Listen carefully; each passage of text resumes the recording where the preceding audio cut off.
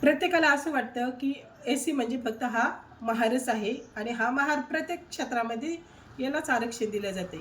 पण तसं काहीही नाही.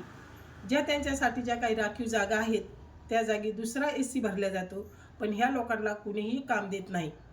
त्यांच्या जीवनात जो संघर्ष आहे तो संघर्षच आहे.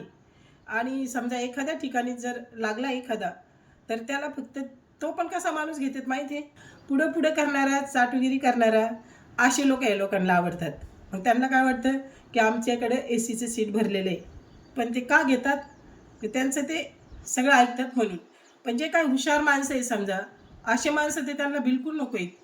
त्या माणसांना ते मुद्दाम डावलतात. म्हणून जो काय तुमचा गैरसमज आहे ना, की हे महार लोक प्रत्येक क्षेत्रामध्ये फायदे घेतात, हे फायदे त्यांना मिळतच नाही. डॉक्टर बाबासाहेब आंबेडकरांनी सांगितलेलं आहे, शिका, संघटित व्हा, संघर्ष करा. परंतु हा संघर्ष त्यांच्या पिढ्यानपिढ्या हा जीवनातील संघर्ष चालूच आहे.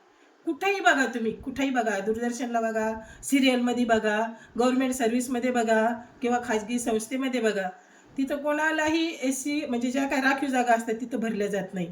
दुसऱ्याच कास्टचे लोक जे एसीमध्ये येतात त्यांनी ते भरले जातात. आणि ते काय करतात, ते भामटे चोरून आरक्षण घेतात आणि मोठे म्हणजे उच्च जातीचे असल्यासारखे वागतात.